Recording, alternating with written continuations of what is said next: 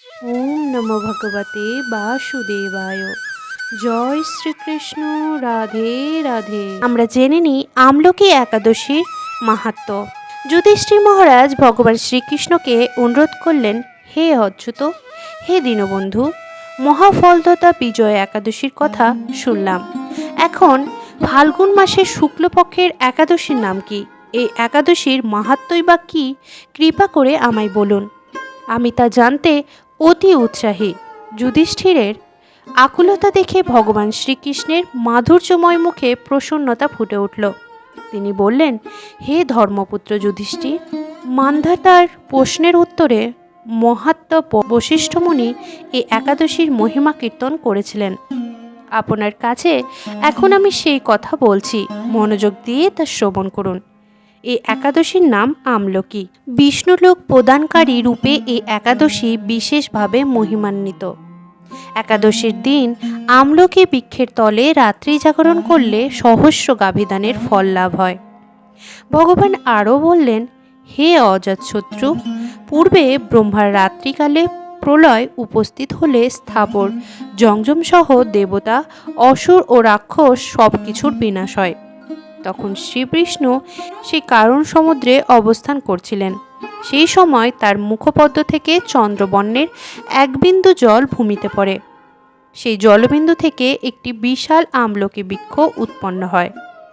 এই বৃক্ষের স্মরণ মাত্র গোদানের ফল দর্শনে তাহার দ্বিগুণ এবং এর ফল ভক্ষণে 3 গুণ ফল লাভ হয়। এই বৃক্ষে ব্রহ্মা, বিষ্ণু আর মহেশ্বর সর্বদা বাস করেন। এর প্রতিটি শাখা প্রশাখা ও পাতায় ঋষি, দেবতা ও প্রজাপতিগণ অবস্থান করেন।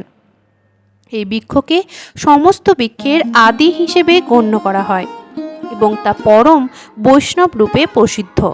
অতএব এই শ্রেষ্ঠ ব্রত সকলেরই পালন করা আবশ্যক।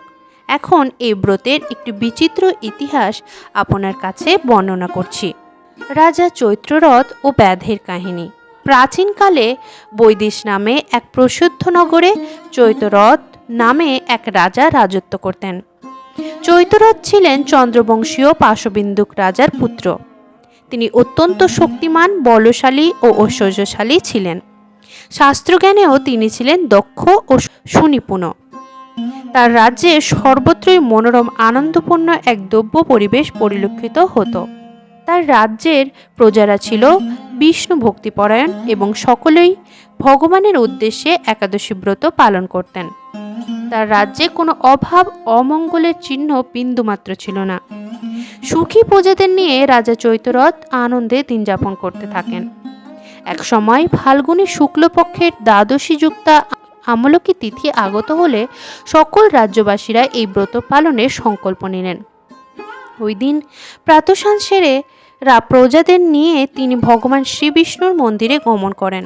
সেখানে সুবাসিত জলপূর্ণ কলস, ছত্র, বস্ত্র, পাদুকা, পঞ্চরত্ন প্রভৃতি দিয়ে সুসজ্জিত করেন। তারপর ধূপ দীপ জ্বালিয়ে অতি যত্ন সহকারে মনি ঋষিদের দ্বারা শ্রী পরশুরাম মূর্তি সমন্বিত আমলকির পুজো শুরু করেন। হে পরশুরাম, হে রেণুকার সুখবর্ধক, হে ধাত্রী, হে পাপ বিনাশিনী আমলকি, আপনাকে অত্যন্ত প্রণাম। আমার অগ্রজল গ্রহণ করুন।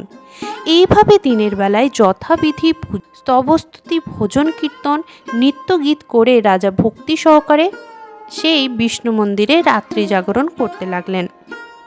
এমন সময় দৈবক্রমে এক ব্যাধ সেখানে উপস্থিত হয়। পুজো সামগ্রী সহ বহু ব্যক্তিকে একত্রে রাত্রি জাগরণ করতে দেখে সে অত্যন্ত কৌতূহলী হন। সে বারবার ভাবতে লাগলো, এসব কি ব্যাপার, এখানে কিসের এত আয়োজন? কৌতূহলবশত বিষ্ণু মন্দিরে প্রবেশ করে সেখানে বসে পড়ল। কলসের ওপরে স্থাপিত বিষ্ণুমূর্তি দর্শন করল। ভগবান বিষ্ণু এবং একাদশীর মাহাত্ম্য সে মনোযোগ দিয়ে শ্রবণ করল। সারাদিন এই ব্যাধ কিছুই আহার করেনি। এইভাবে ক্ষুধায় কাতর হয়ে সেখানে সে রাত্রি জাগরণ করল। পরদিন প্রজাসহ রাজানগরের দিকে যাত্রা করলেন। সেই ব্যাধও তার গৃহে ফিরে গেল। এরপর সেই ব্যাধের মৃত্যু হলো। একাদশীতে রাত্রি জাগরণ ব্রতের পুণ্য ফলে সেই ব্যাধ পরবর্তী জন্মে এক নগরীর অধীশ্বর যোগ নিয়ে জন্ম নিল। সেই সময় জয়ন্তী নামে এক নগরীতে বিদুরথ নামে এক রাজা শাসন করতেন। এই ব্যাদ বিদুরথ রাজার মহাবলীপুত্র বসুরথ নামে জন্মগ্রহণ করেন। তার পরাক্রমতার কারণে তিনি 1,00,000 গ্রামের আধিপত্য লাভ করেন। তিনি বিভিন্ন সদগুণে ভূষিত ছিল। সেই সঙ্গে তিনি ছিলেন সূর্যের মতো তেজস্বী, চন্দ্রের মতো কান্তিমান ও পৃথিবীর মতো ক্ষমাশীল। পূর্বজন্মের ব্রতের সুকৃতির ফলে তিনি পরম বিষ্ণুভক্তি পরায়ণ হন। এই মহাদাতা রাজা একবার শিকার করতে গিয়ে পথ ভুলে যান। গভীর জঙ্গলের মধ্যে ক্ষুধায় পীড়িত ও ক্লান্ত হয়ে এক গাছতলে শুয়ে পড়েন।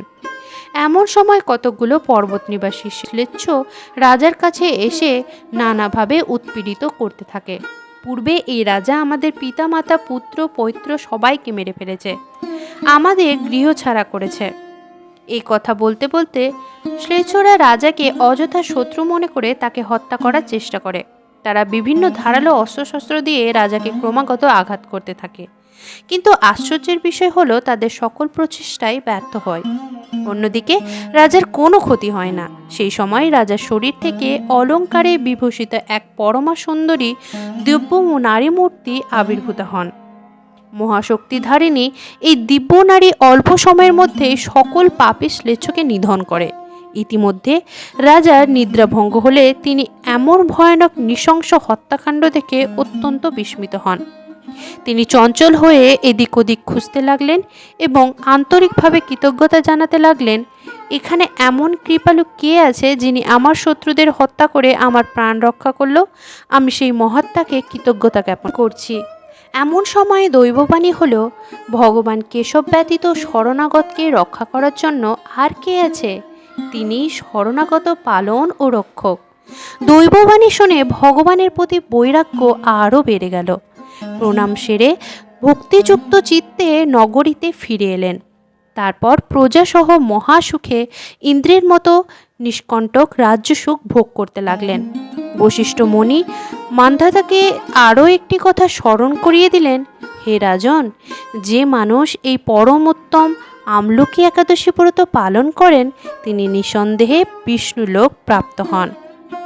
ভগবান শ্রীকৃষ্ণের মুখনিঃসৃত অমৃতময় ব্রত কথা শুনে যুধিষ্ঠির মহারাজ ধন্য হলেন। পরম্পরাক্রমে সেই ব্রত কথা আজও প্রচলিত এবং এইভাবেই ভক্তগণেরা ভগবানের কৃপায় মুক্তি লাভ করে চলেছে।